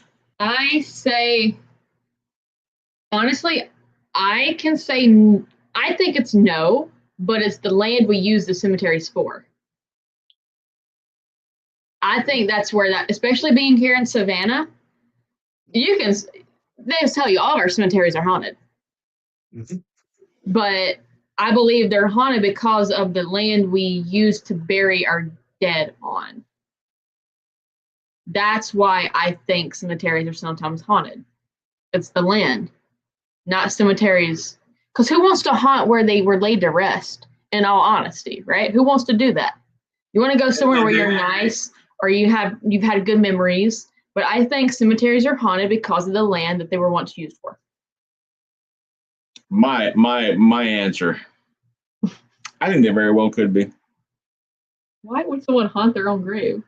Man, if you came up to my grave and you was like, this dude was amazing, I'd come and haunt you. I'd be like, hey, man, what's up? Yeah, like I'd be like, hey, yo, what's up? And I'd like dap him up like a ghost dap. So I started ghost hunting cemeteries. That's where I would take equipment out to test it. Like when I got new cameras, new digital voice recorders, whatever the case is. There was one time I went to this place called the Adelaide Cemetery. It's in out of Atascadero, California, out in the middle of nowhere. And I went out there, and it's from the late 1800s grave cemetery. And I was out, and I was like, "Yo, so I go, it looks like you had a lot of money, sir." And I had a digital voice recorder in my hand. I said, "It looks like you had a lot of money. Can you tell me if you had a lot of money?" And then I just kept on moving because, of course, I didn't hear anything. But when I went back over the recorder, I was standing there and I was like, "Hey, it looks like you had a lot of money." And he goes, "Yep." Yes. You can hear it over the recorder, right? And he goes, and then I said, it looks like you had a ton of money. And he goes, sure enough, right? And I heard that through the recorder. So can we possibly? You know, my thing is, man, you know, like if we're talking about praying, or if you know, if we're sitting there talking about talking to one of our loved ones, you know, that has passed or something, I think it has a lot to do with what we're asking and how we're trying to communicate. The only time I've ever had dreams about my dad is when I was thinking about my dad heavily, right? I've never experienced his spirit. That's the thing that gets me too, is I can talk to these things in different buildings, or we've had communication through different buildings. And then I've never talked to my dad. I've never talked to my grandma. I've never talked to my uncle. Right. So that's one thing that always gets me is like, are we supposed to be talking to our family, right? Until we're there. But I think that a lot of times when we think or we talk to, maybe it might bring them to that position. They're like, oh, shoot.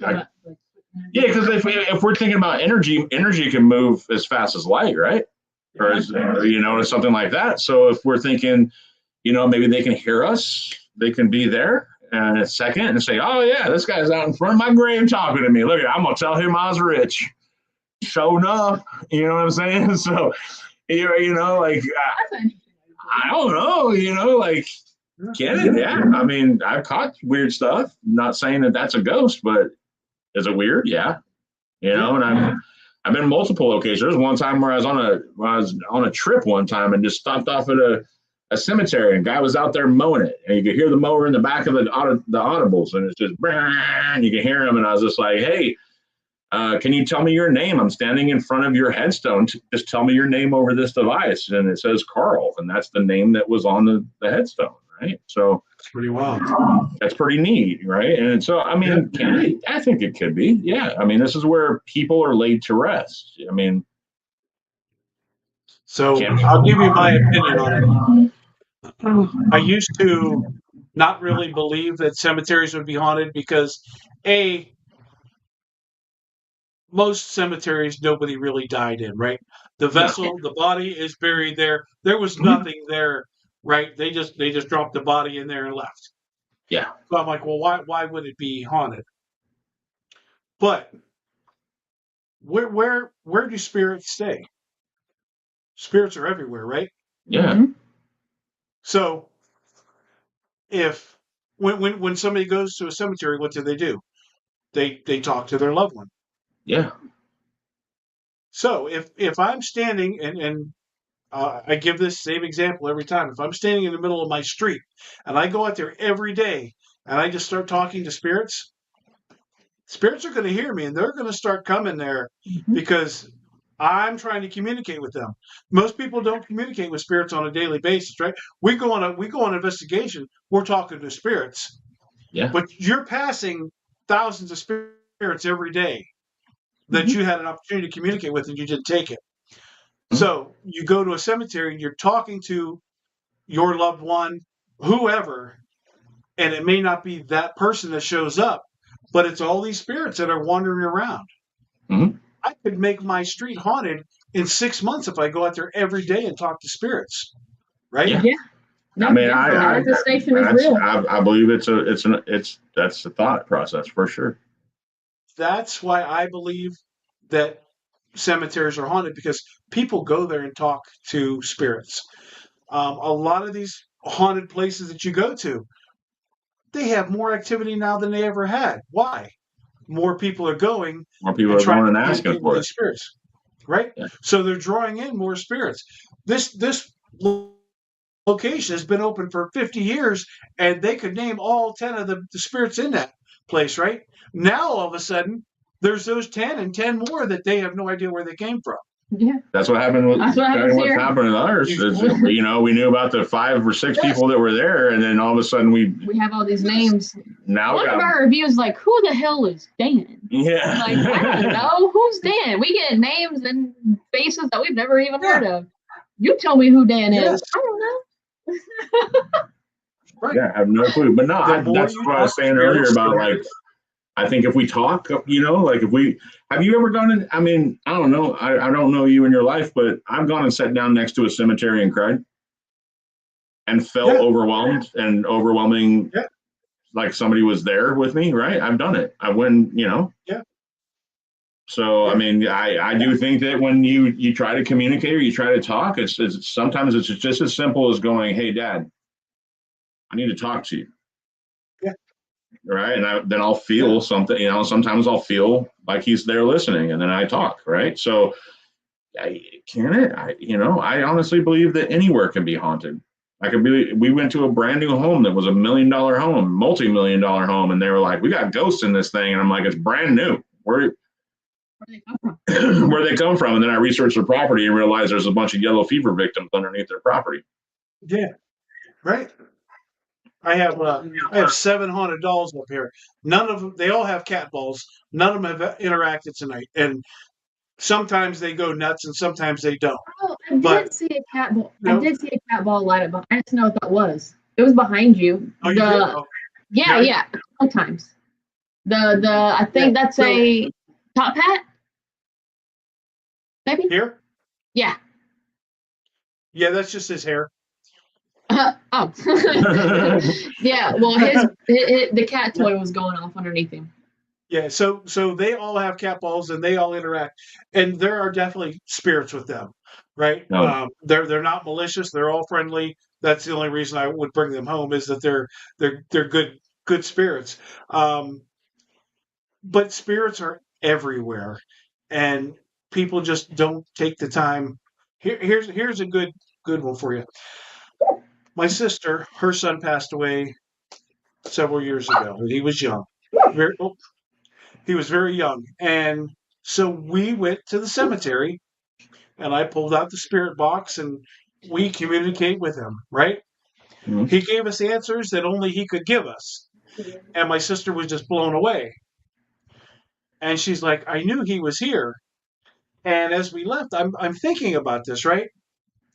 We've never tried to talk to him before. Yeah. Was he at the cemetery? Or is he always with us and we just happen to try to communicate with him at the cemetery? That's what we talk about every night. We do. We tell our guests. Yeah. That's what I don't know. And so we need to find an opportunity to maybe just go to a park and sit down and try to talk to them again to see, because I believe they can be with you, right? I mean, I think they can follow you. I think that they can pop. It takes a second for them to get there. They can pop in on you at any time.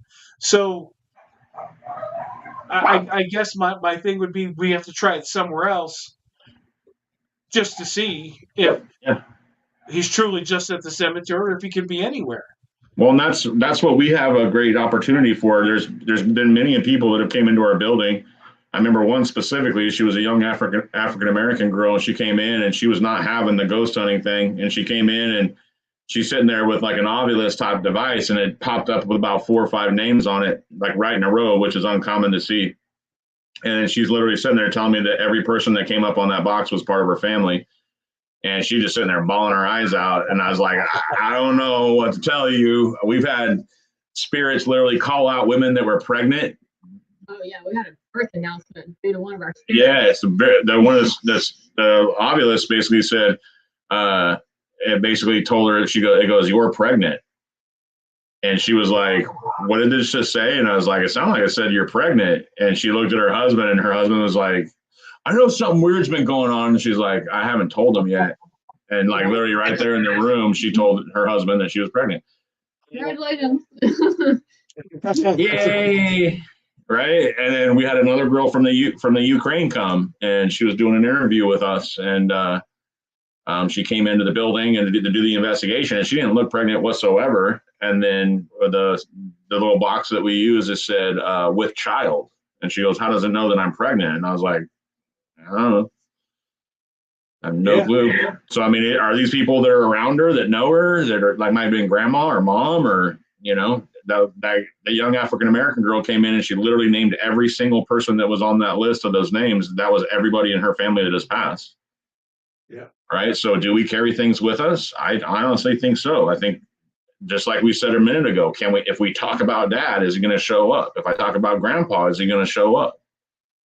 Sometimes I think they do, so, I mean, that's just one of those thoughts. That's comforting to me, to think that my dad, if I call on him or I need him for something, that I can just talk out loud and he'd be there to listen. Right. So to me, that's a comforting thing. Yeah. I want to believe it. Yeah. I think it's definitely a possibility. I think it definitely is too. And I've been really like researching a lot of stuff on near death experiences lately. And where people see the other side and come back, and I think that's been really intriguing me lately as well too. Because they have some interesting stuff that they come back with, so yes. That's been a very very interesting thing for me to look into lately. There was one I was watching the other day, and this guy basically he got a truck, a big rig fell on his chest. And he says, I was outside of my body. He goes, I can tell you everything that the fire department was doing. And he says, the guy goes, okay, well, we're going to go down and talk to the people that pulled you out from underneath that truck that day.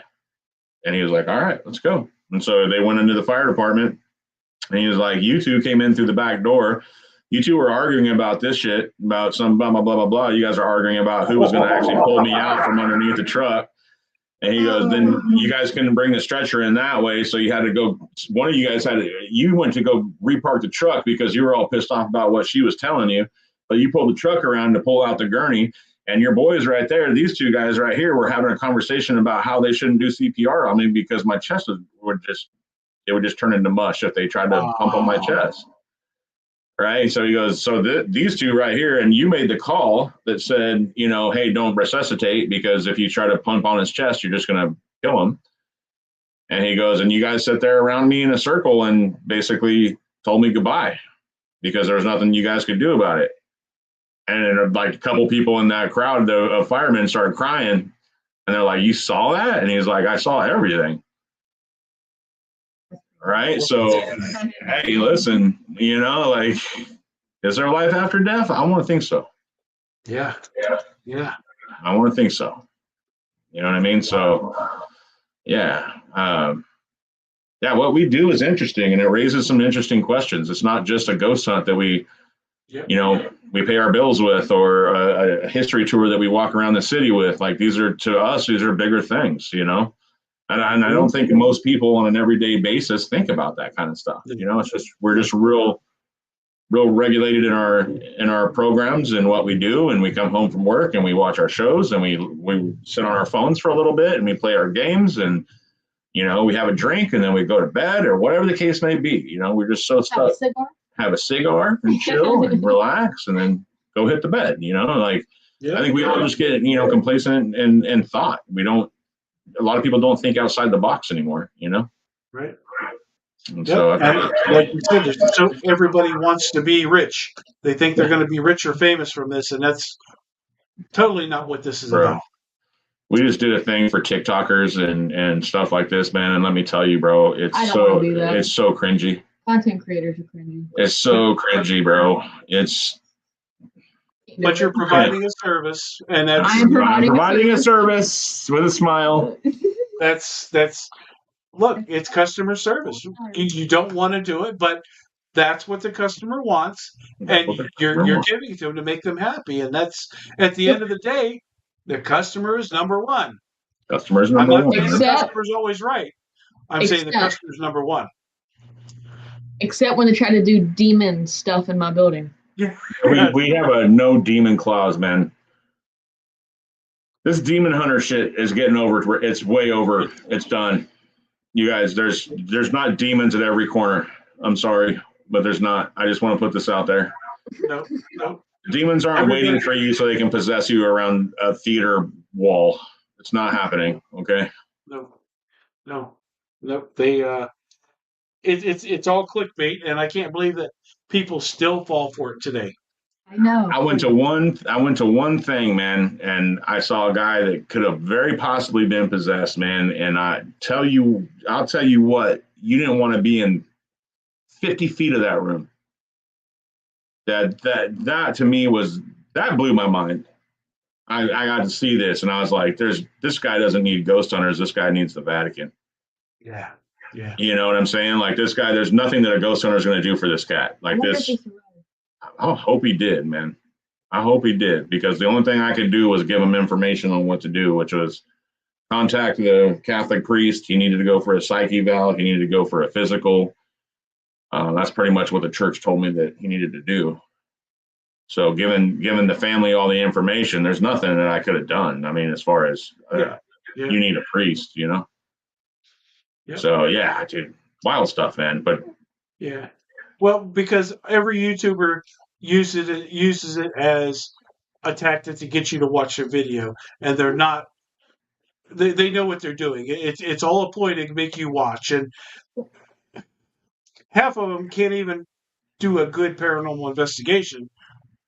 So they got to come up with a lie like this, and it's, you can run into a demon, but you're not going to run into him every time out. Well, right? I think I think that's what's wrong, man. I think that's what's wrong with all this clickbait stuff, man. If we're not scared in 5 seconds, then we scroll on to the next thing, right? Yes. So yes. I mean, and then you have those people coming into these haunted locations expecting every 5 seconds for something to happen, and when it doesn't, they're upset, you know. And you're just like, bro, that's not what this is about. Like, yeah. You know, and Mars, I want to respond to Mars here in his comment. It's not about demons don't exist. It's about the paranormal investigators that claim everything to be a demon, and everything is not a demon. We all know that. Yeah, we're not stating that demons don't exist. No. It's a statement of talking about these YouTubers that are lying to get clicks and views and trying to become rich off of this. And then what I worry about, though, Will, what I worry about is manifestation. My big thing is if we talk about something long enough, right? Can it be possible? Yes. I honestly think that it could, right? We can create PK manifestations. There's things like this that are created by humans, right? So if we sit there and we say that the demon's in that room, and the demon's in that room, and it slashes everybody and it scratches everybody, and we do that for 3 solid years, does it make it true? It might. I don't want that shit. Yeah. I don't want it in my building, so don't come into our building saying that there's demons everywhere, because goddamn it, we haven't experienced them. And we don't want to put that in the air, you know. I want it to be safe for an 8-year-old to come ghost hunt. I want it to be and be able to experience something early in life and spark the same curiosity as me, right? Like that's what this is about. This is about the investigators not being truthful, and that is a big problem. Well, then you see the YouTube channels that they show you the truth, right? Like they show you what it's really like. They show you how silent it is in a building where they're just sitting there asking questions, and they ain't got no hits. They ain't followed by 2 million people, but the people that are screaming demon every 5 seconds got 30 million people on their list. Yes.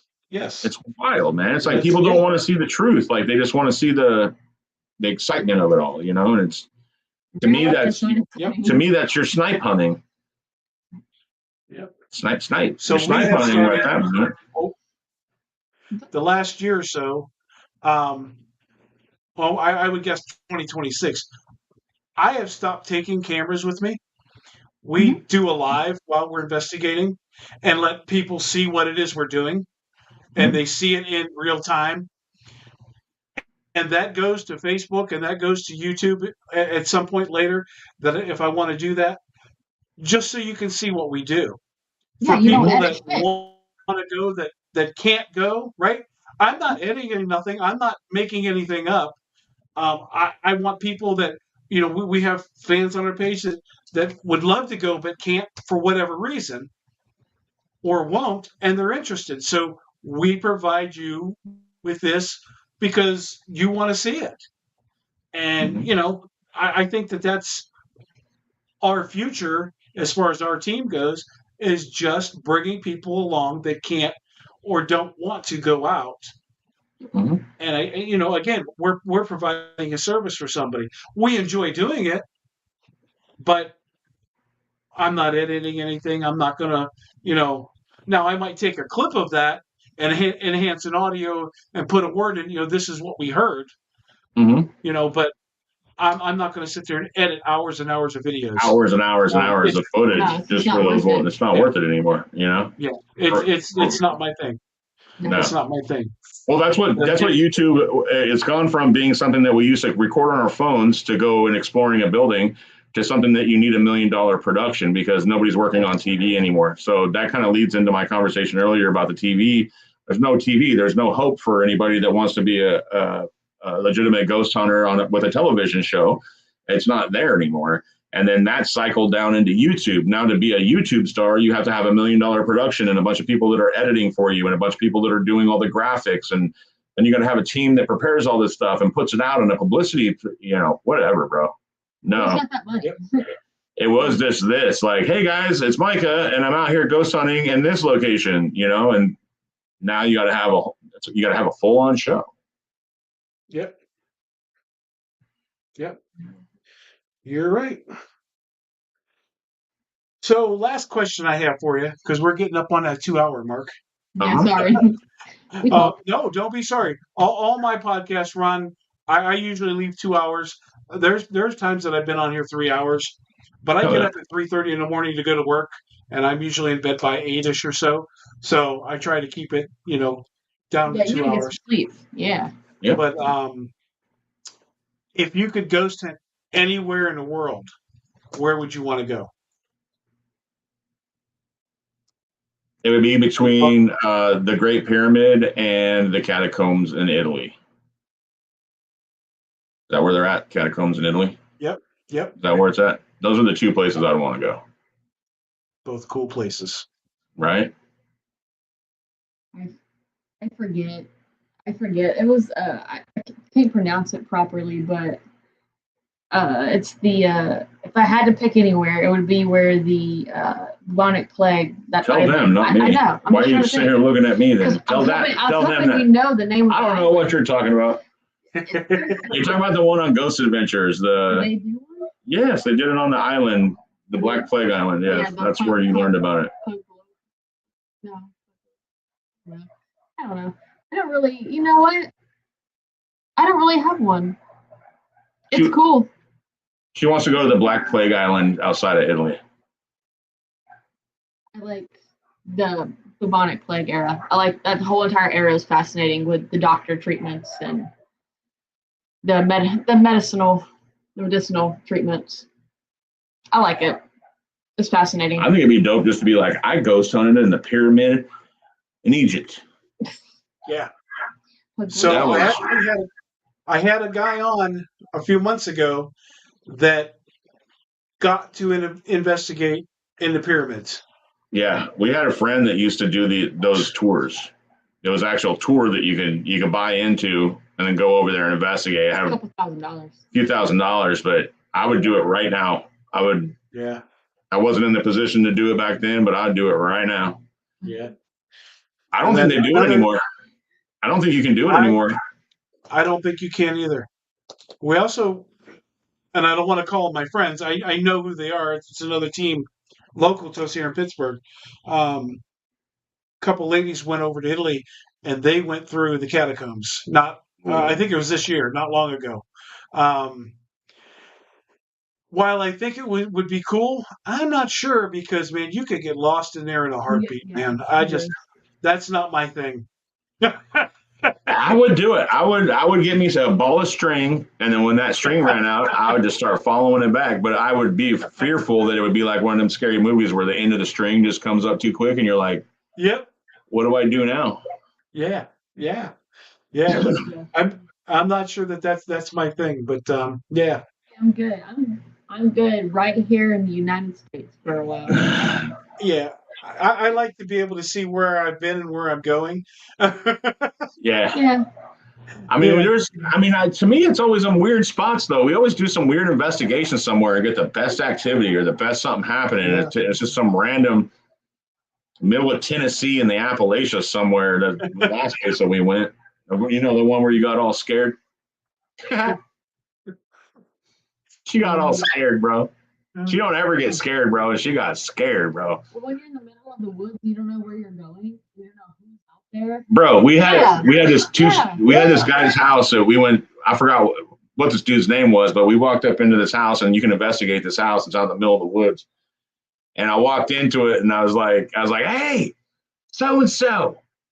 I was like, knock on the walls if you hear me, and you really were alive at one point in time. And boom, the whole house shook, bro, and you just see everybody scatter, bro. It was hilarious. Usually I'm the one running, right? And then that's like everybody else jams, bro. Everybody bolts off to other rooms, and man, it was hilarious, bro. But yeah, where was that at? Rugby, Tennessee is where it was at. Okay.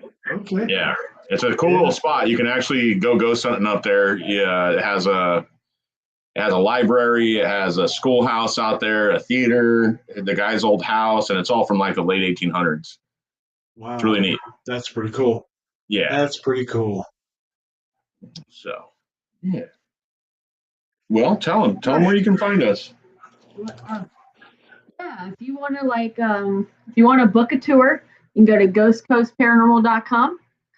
We do our tours through there. You can book through there. Or if you just want to check us out on social media, it's Ghost Coast Paranormal Tours on Facebook, Instagram, YouTube, and TikTok.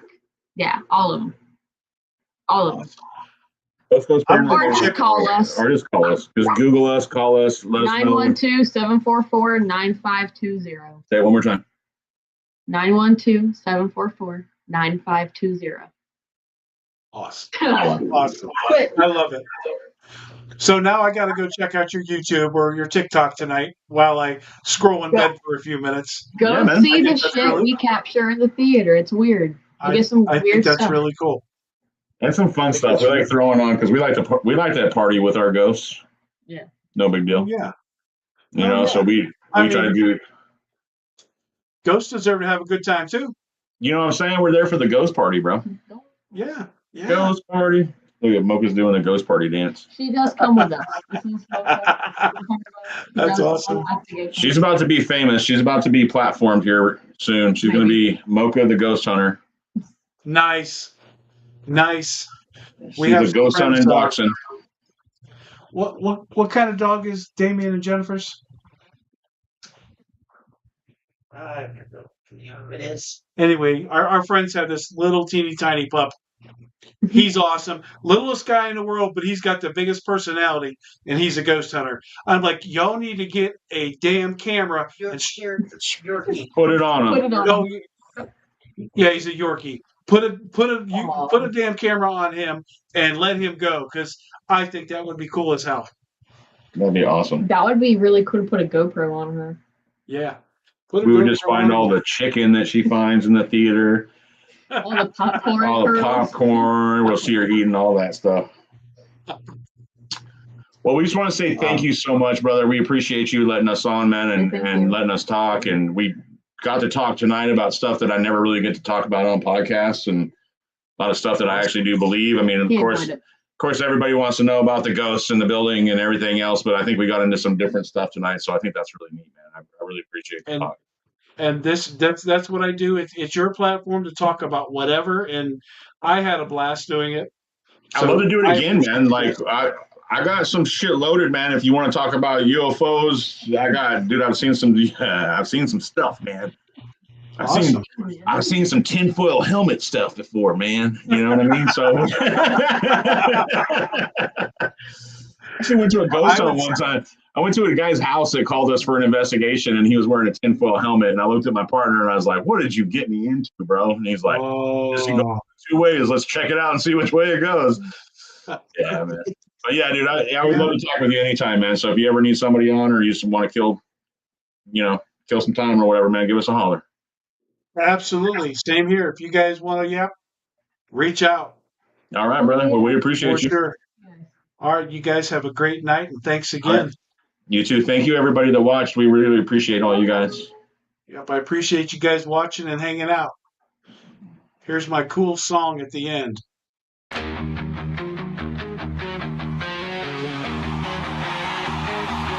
not alone.